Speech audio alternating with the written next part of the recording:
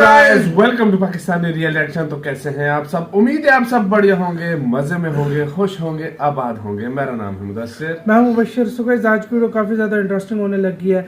बहुत ज्यादा video requested भी है, तो सीधा वीडियो के टाइटल की तरफ आते हैं, जो कि है India getting huge demand now, special trains get approval to complete world demand of wheat. मतलब इंडिया गेहूं की हद से ज्यादा डिमांड ले रहा है पूरी दुनिया से, क्योंकि रशिया जो एक देश था और यूक्रेन काफी ज्यादा मतलब सप्लाई करते थे, लेकिन प्लस परसेंट दुनिया की 30 से 40% वो करते थे। और अभी इंडिया के पास सारी डिमांड आ गई और इंडिया अब कैसे पूरी कर रहा है वो हम वीडियो देखेंगे तब पता लगेगा। इंडिया प्लस न्यूज का वीडियो, इनकी वीडियो का लिंक मिल जाएगा डिस्क्रिप्शन में। और इंडिया के एक्सपोर्ट के लिए बहुत ही बड़ा बूम होगा ये। काउंटडाउन करते हैं, स्टार्ट। दोस्तों, आज हम आपसे एक सवाल पूछना चाहते हैं। सवाल ये है कि भारत को अपना एक्सपोर्ट यानी कि निर्यात अगर चीन की तरह करना है तो भारत को क्या करना होगा? इसका जवाब आप हमें कमेंट सेक्शन में लिखेगा। लेकिन कुछ एक भारतीयों की एक इमेजिनेशन को सोचा जाए तो यही है कि कुछ एक भारतीय कहेंगे कि भारत को दुनिया के देशों के साथ फ्री ट्रेड एग्रीमेंट करने चाहिए। कोई देश होंगे कि वो ये कहेंगे कि भारत को अपना माल सस्ता बेचना चाहिए। बिल्कुल दोस्तों, आपकी बात बिल्कुल जायज है। लेकिन आप हमें बताइए कि मान लीजिए हमने फ्री ट्रेड एग्रीमेंट कर दिया, मान लीजिए हमने अपना माल सस्ता करके बेच दिया, लेकिन इन सभी मामले को देखते हुए अगर हमारे देश की डिमांड बढ़ जाती है तो क्या हमारे देश के अंदर ऐसा नेटवर्क है कि हम जल्दी से जल्दी तरीके से एक्सपोर्ट कर सके सामानों को? दोस्तों, इसका जवाब है आधा हाँ आधा ना। आप कहोगे क्यों? दोस्तों, गूगल मैप पर नजर डालिए, 2 मिनट की बात है। यह है प्यारा भारत। दोस्तों, भारत को इतना बड़ा तोहफा दिया है ना भगवान ने, जितना बड़ा तोहफा तो चाइना को भी नहीं मिला है। चाइना को अपना माल सप्लाई करना है तो ये एक समुद्री इलाके हैं, यहाँ से वो माल सप्लाई कर सकता है। लेकिन भारत की तरफ आप देखिए, भारत अपना सामान गुजरात से भी भेज सकता है, मुंबई से भी भेज सकता है, गोवा से भी भेज सकता है, कोच्चि से भी भेज सकता है, चेन्नई से भी भेज सकता है। और भारत को तो शिपें, जितने पोर्ट्स हैं वहां पर शिपों का ढेर लगा दीजिए, वहां से भारत सप्लाई कर सकता है। इस तरफ से भी कर सकता है, इस तरफ से भी कर सकता है। और भारत को आधी ना कहां से मिलती है? आधी ना मिलती है भारत के अंदर से। भारत के अंदर इतने बड़े ट्रांसपोर्टेशन के सिस्टम नहीं है कि हमारे को अगर दुनिया के अंदर बहुत ज्यादा डिमांड आती है तो उस सिचुएशन में हमारा जो एक रोड का नेटवर्क है अच्छा हो जाए। और दोस्तों, ऐसा एक बार फिर से हो भी गया है। आपको न्यूज बताएंगे ना, आपको और ज्यादा डिटेल से समझ आएगा। दोस्तों, भारत के पास ना मोदी सरकार है। मोदी सरकार का जो दिमाग है ना, बनिए की तरह चलता है। भारत के सामने जो कोई मर्जी मुसीबत हो, बनिए का दिमाग तो ऐसा दिमाग है दोस्तों कि कोई ना कोई जुगाड़ लगाकर ना सारी प्रॉब्लम का हल निकाल ही लेता है। कोविड-19 के समय में भारत ने बनिए का दिमाग लगाया, अपने देश में कोविड वैक्सीन बनाई और दुनिया के 100 से ज्यादा देशों को सप्लाई की। कोविड के समय में भारत की सरकार ने बनिए का दिमाग लगाया। देश के अंदर एक आप देख ही रहे थे कि ऑक्सीजन की कमी हो गई थी। इंडियन रेलवे को उतार दिया कि इंडियन रेलवे के ऊपर आप जो ये ऑक्सीजन के टैंक है इन्हें रखिए, रिफाइनरी से गैस उठाइए और सारे के सारे सप्लाई कीजिए देश के हॉस्पिटलों के अंदर। सारी गैस जो ऑक्सीजन की कमी थी, किल्लत थी, सारी दूर कर दी मोदी सरकार ने। और अब एक बार फिर से देखने को मिल रहा है गेहूं के मामले में। दोस्तों, पूरी दुनिया के अंदर भारत को टेलीफोन की घंटियां इतनी बज रही हैं दोस्तों कि एक टेलीफोन बात करके हटते हैं और दूसरे देश से फोन आ जाता है। फोन किस लिए आ रहा है? फोन आ रहा है कि हमारा गेहूं भेजो। अब दोस्तों, कोई देश फोन करता है कि हमें गेहूं दे दो, कोई देश फोन करता है कि हमारा गेहूं कब आ रहा है। क्यों दोस्तों? क्योंकि उन्हें लगता है कि हमारा गेहूं जल्दी आना चाहिए, क्योंकि रेट बढ़ते जा रहे हैं और उनके देश में भी उनको एक होता ही है कि डिमांड बढ़ रही है तो रेट भी बढ़ रहे हैं और हमने जो ऑर्डर दिया है वो जल्दी से जल्दी हमारे स्टॉक में आ जाए। अब दोस्तों, ये डिमांड क्यों बढ़ी है आपको देसी तरीके से बताते हैं। मान लीजिए पूरी दुनिया की ना 100 बोरियों की खपत होती है। 100 बोरियां दुनिया के देशों को मिलती हैं और वो अपना पेट पालते हैं। अब 100 बोरियों के अंदर 30 बोरियां रशिया और यूक्रेन से आती हैं, लेकिन अब रशिया और यूक्रेन से एक बोरी नहीं निकल रही है इनके देशों से। आप कहोगे क्यों? गूगल मैप पर नजर डालिए। ये दोस्तों आप देखिए इतना सही बड़ा बात रशिया है। है, पूरी दुनिया बहुत का बड़ा ना है 10% रशिया यार, बहुत इलाका बड़ा है। रशिया का है। 10%। और रशिया के अंदर अब लड़ाई चल रही है। रशिया ने एक्सपोर्ट पर बैन लगा दिया है, गेहूं के एक्सपोर्ट पर बैन लगा दिया है। और दूसरी तरफ यूक्रेन है।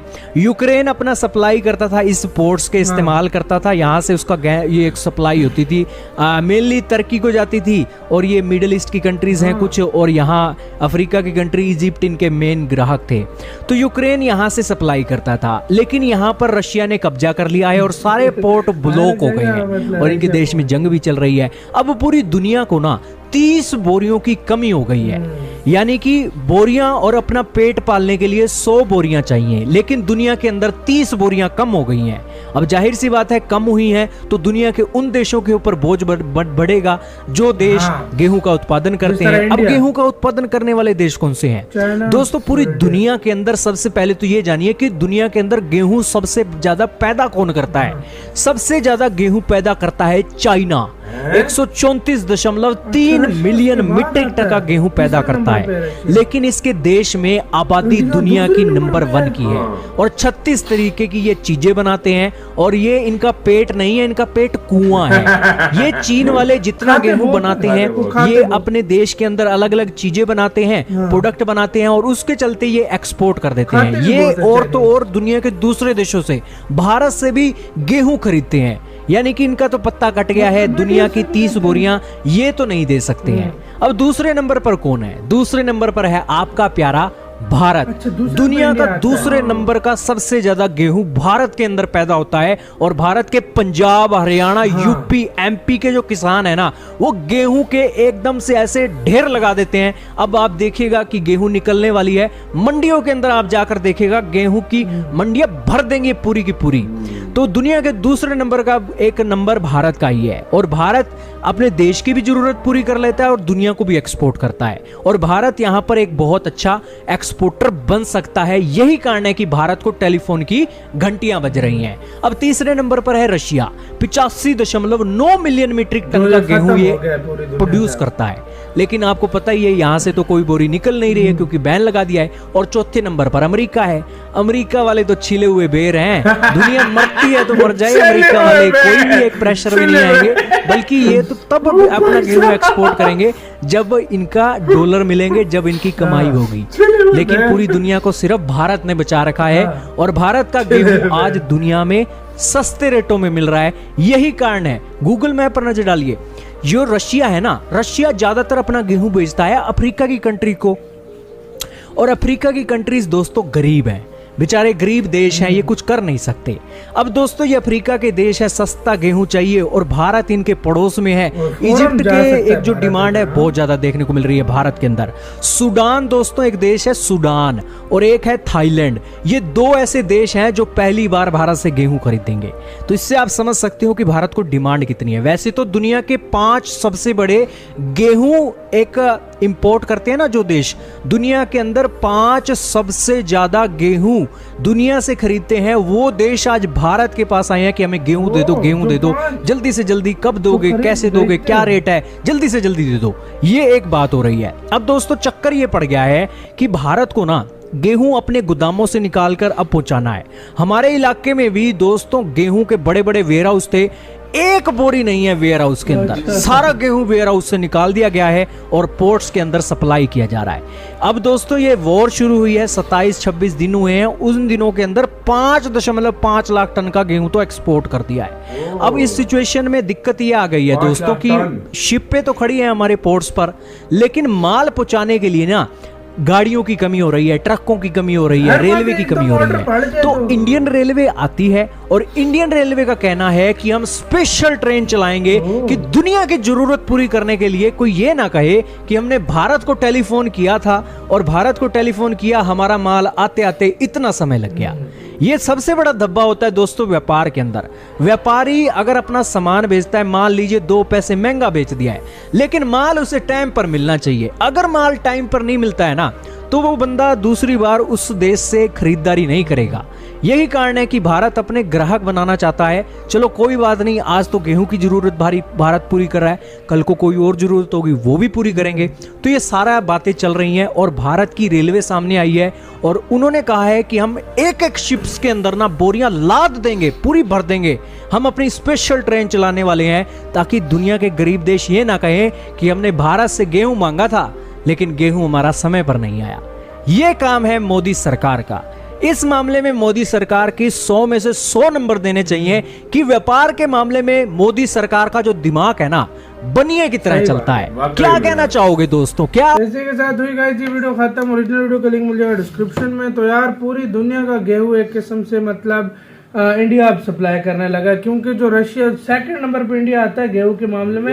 चाइना अपना ही नहीं पूरा कर सकता तो मतलब वो इंडिया से लेता है अपना भी और प्रोडक्ट बना लेता है, उससे बहुत सारा यूज हो जाता है। और पूरा अभी टाइम आ गया, मतलब हर चीज मतलब पूरी दुनिया एक मतलब और एक मैं बात बताऊं, इस मुश्किल की घड़ी में अगर इंडिया हमेशा इंडिया बड़ा किरदार अदा करता है जब दुनिया को जरूरत पड़ती है होता है। और कुछ ना कुछ करता है। उस टाइम पे ये हुआ है जब मतलब फसल रेडी हो गई, मतलब 1-1.5 महीने तक रेडी होगा बिल्कुल वाकई में। और ये उस टाइम तक हुआ ये सारा कुछ। और दूसरी मेन बात यार, मैं एक तुम्हें बात बताऊं, ये जो आने वाले वक्त है ना, तुम देख लेना इंडिया ने अभी जिस जिस देश की मदद की है ना, वो देख लेना वो बढ़ चढ़ कर इंडिया के लिए आएगा, हर मौके पर साथ देगा।